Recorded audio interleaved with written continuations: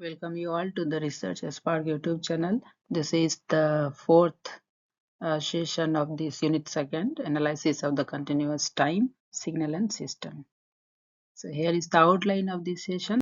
So in this session, we are going to discuss about the analysis of the LTI CT system using the Laplace transform, and then we'll see some problems using the properties of the Laplace transform. So first, in our previous sessions, we have already discussed that how to find out the Laplace transform. So normally we are finding the Laplace transform by integrating over the 0 to infinity and multiplying the particular function with e to the power of minus st and dt. Using that equation we are finding, but here if we have the some differential equation, then how we'll find out the Laplace transform. So we are going to deal with that. So suppose the differential equation is of linear differential equation can be written as something like a n d to the power n yt divided by dt to the power n, and the here you can see. So how will we find out? So that any differential equation having the power n, it will have the Laplace transform something like s to the power n ys minus s to the power n minus 1 y0, then minus of s to the power n minus 2 y dash 0. So we can just keep on decreasing the power, and we'll put the values of y0, then we'll get the value of the Laplace transform of the particular differential. And so finally the transfer function can also be defined as the yx by xx, so output by input only. So the transfer functions, after the finding the transfer function, we can find out the any response by multiplying the any inputs. So let's try to find the some more some examples. So here is the example. So first example, like the first order differential equation. So dyt divided by dt plus 2yt is equal to xt. So xt is input and yt is output, and this is a first order derivative equation. So first we will find out the transfer function, that is h of s, that is the ys by xfs, means output by input simply. So we have to find out the ratio of the output over input, so that is called the transfer function. So how will we find out?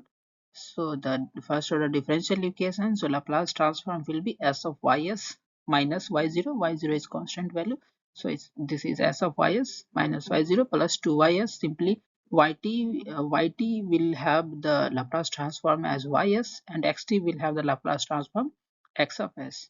From this equation we can find out the transfer function, that is h of s, that will be equal to the 1 divided by s plus 2 for this case.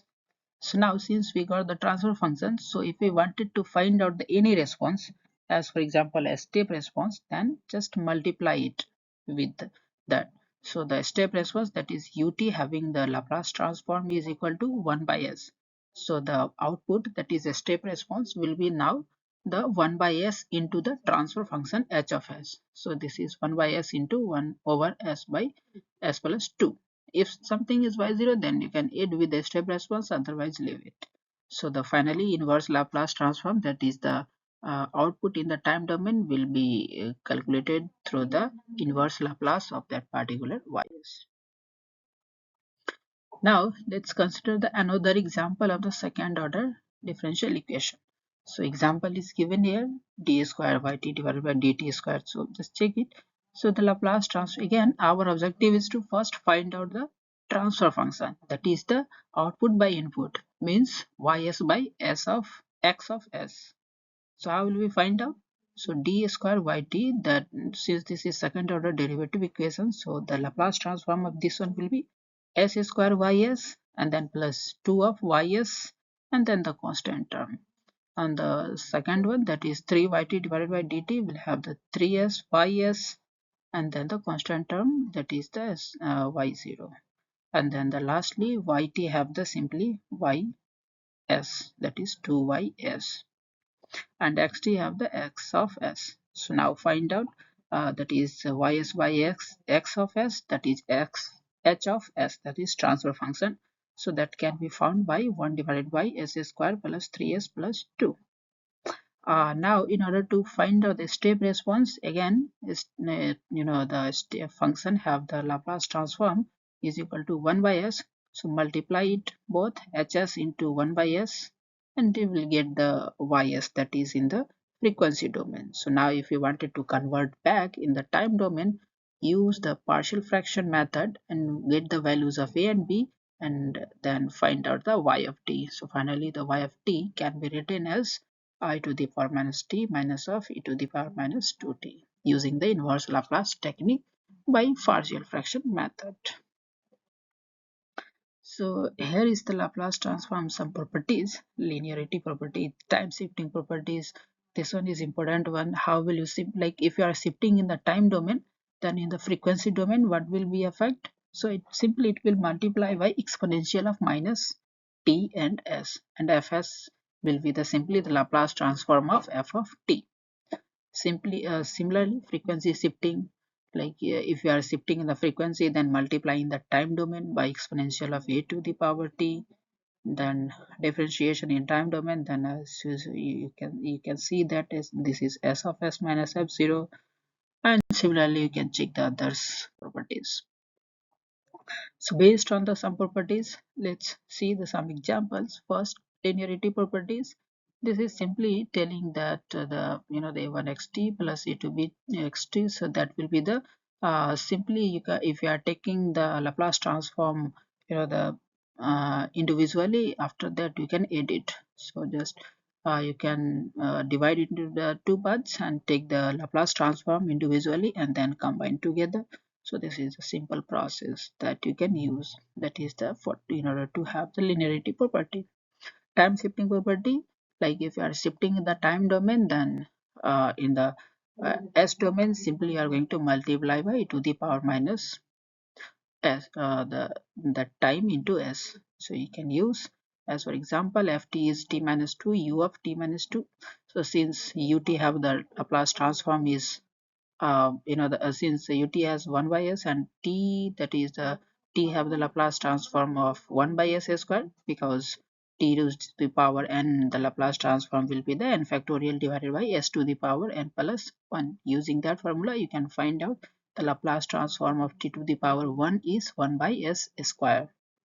And since it is shifted by the t minus 2, so multiply by e to the power minus 2s, and divided by s square. S square is belongs to the Laplace transform of simply t, and the upper part, that is the e to the power minus 2s, is belongs to the, because we are shifting in the time domain by minus 2 amount. If it is minus t minus 4 amount, then the answer will be the fs will be the e to the power minus 4s divided by s of square.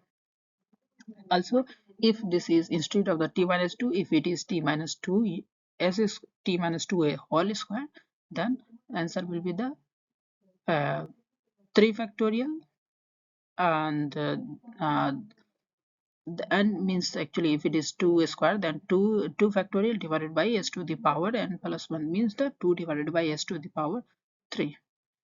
So that will be the t square case. So similarly you can find out. And here is the example, like exponential of 2t sine of 3t. So again, here we can use the property like time shifting property.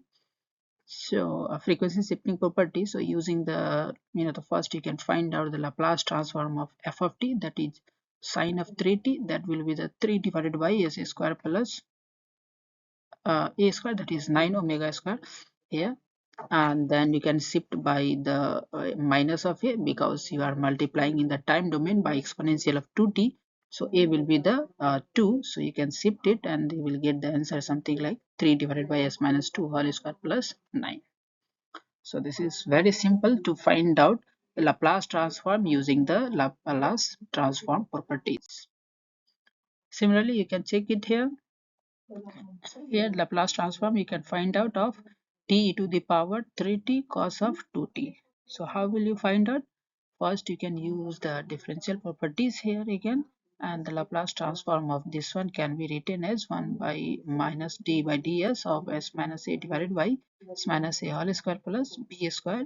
And with the help of this equation, you will get the values after q squared, or after simplifying, and with the help of the so you will get the value something like minus of s of minus 3 whole square plus 4 divided by s minus 3 whole square plus 4 whole square. And using the properties directly you can find out, because t having the, the you are first find out the Laplace transform of the cos, and then you can use the properties, that is the time shifting property, so you will get that is the shifting by 3, and using this formula you can find out in the, so you can do the some more exercise related to the Laplace transform, that will be the, the more beneficial for you.